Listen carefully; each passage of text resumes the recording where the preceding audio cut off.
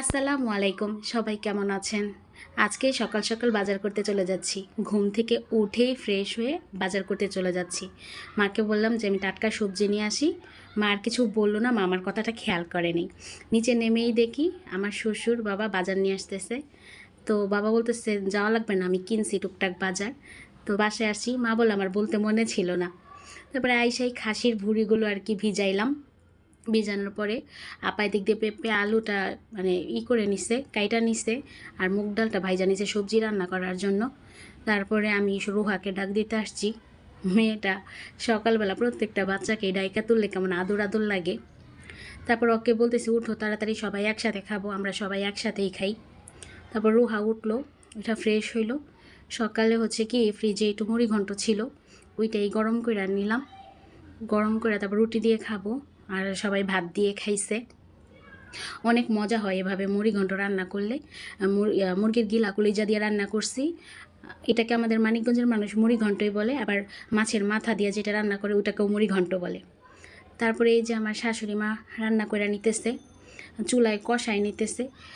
গরুর ভুঁড়িটা আর কি রান্না করতে অনেক সময় লাগে, খাসির ভুঁড়িটা রান্না করতে বেশি সময় লাগে না। কষানোর পরে আমি আবার প্রেশার কুকারে দিয়ে দিতেছি, প্রেশার কুকারে দিলে তাড়াতাড়ি হয়। তারপরে এটা চড়াই দিয়েই আমি সব রুমগুলো পরিষ্কার করে নিলাম। বিছানাটা ভালো করে পরিষ্কার করে নিতেছি, আজকে চাদর চেঞ্জ করছি। তারপরে পরিষ্কার করার পর কত কাজ। আজ বেশি একটা রান্না করি নাই, তাও ভালো মতো করছি, 3 পদ হয়েছে। আজ রান্না ঝামেলাটা রাতের বেলার কম, কারণ আজ আমাদের বাসায় দাওয়াত আছে, মানে আমাদের বাসায় সবার আর কি। তারপরে বিছনা টিছনা ঘুষানোর পরে আমি আবার চা বানাইলাম সবার জন্যে।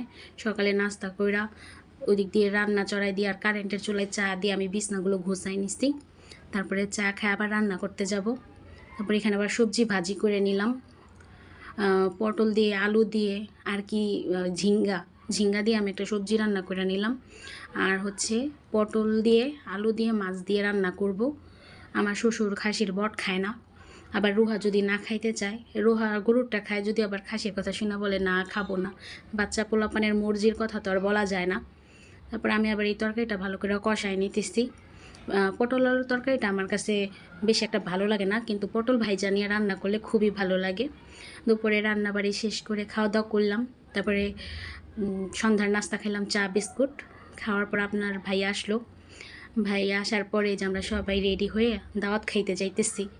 সবাই একসাথে দাওয়াত খাওয়ার মজাই আলাদা। আর রুহার তো কথা বন্ধ নাই, সে বকবক করতেই থাকে করতেই থাকে। আর আমি ছাড়া মনে হয় সবাই ওর কথা মনোযোগ দিয়েই শুনে। তারপরে আইসা আমরা একটু গল্প গুজব করলাম। তারপরে এই যে আমাদের দাওয়াত, আপুর বাসায় চলে আসছি। রান্না করছে মুরগি দিয়ে খিচুড়ি, আমাদেরকে বলছে আমাদের কাছে রোস্ট পোলাওর থেকে বিরিয়ানির থেকে আমাদের কাছে খিচুড়িটাই বেশি ভালো লাগে। তো এখানে ছিল হচ্ছে ধনিয়া পাতার ভর্তা, আর রূপচাঁদা না টাচকি শুটকির ভর্তা। তারপরে মুরগি দিয়ে খিচুড়ি রান্না করছিল, টিকিয়া বানাইছিল, ইলিশ মাছ ভাজা। সবাই একসাথে বসে খাওয়ার আনন্দই আলাদা। টিকিয়াটা খুব ভালো লাগছে, আপুর হাতের রান্না কিন্তু অনেক মজা।